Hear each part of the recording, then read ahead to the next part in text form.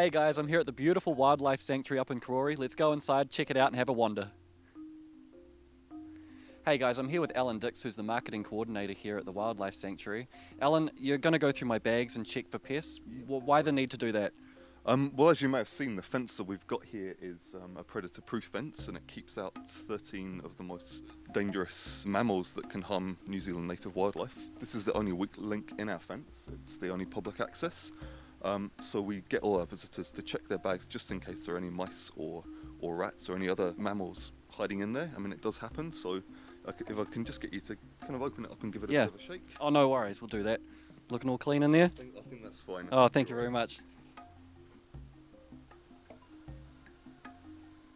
Well guys, I made it through the gate, the bags were all clean, no problem at all. Alan, we're here in the park now. Yep. Why don't you tell us a little bit about the history of the place and...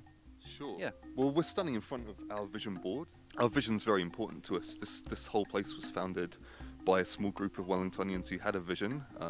It was one that a lot of people thought couldn't be realised, but 12 years down the line, we've shown that it can be. It was a small group of volunteers who first came up with this idea, and we know that it will take at least 500 years for the kind of trees that would have made up the original forest to grow. We've already reintroduced 15 species that have been extinct in the Wellington region or the Wellington area for up to 100 years. Some of those species, like the tuatara, have been extinct on the mainland of New Zealand for at least 200 years, and now they're back in the wild. And it's a true community project. It's something that we have about 400 volunteers, local people who help us out. So for those who haven't been here, what can they expect to find in the sanctuary?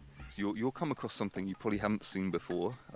We really encourage first-time visitors to take a tour because we've got expert guides here who know where to look and what to look out for. And a lot of these things are birds and reptiles that people won't have seen in the wild unless they've had the fortune to go to some of our offshore islands. So we're really keen to educate people and to make it an educational experience. Species that are very easy to spot are things like the tuatara, which I mentioned before. There's now 200 of those living wild here. They've also started to breed, which is fantastic. Kaka are very vocal, and people see them a lot. I mean, they're flying all over the city now, but there's a really good opportunity to see them here. Birds like the hihi or stitch bird, this is about the only place on the mainland that you'll get to see them. We also do a nocturnal tour, which is something that's pretty unique. It gives people the chance to go out and look for kiwi. We have about 100 kiwi living here. Not that many Wellingtonians know that. All right, Alan, should we go and check out the rest of the sanctuary then?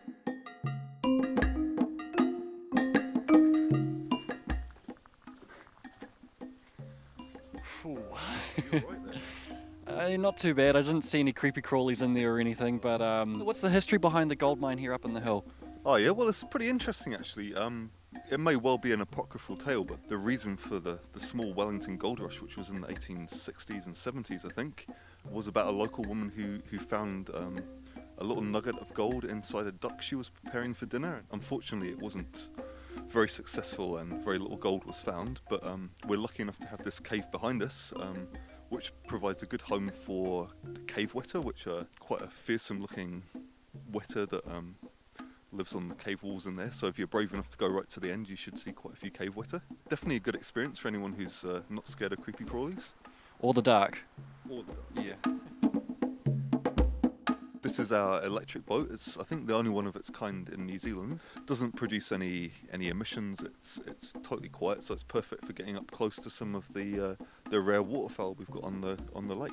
Well, Alan, thank you so much for showing us around here today. It's an absolute beautiful place. I'm so grateful that I've actually been able to experience it. I've never been here before, and I think it's a perfect place for the rest of Wellington to come and check out. So thanks again, and it's been an absolute pleasure meeting you. Wellington, you know what to do. Get here, check it all out.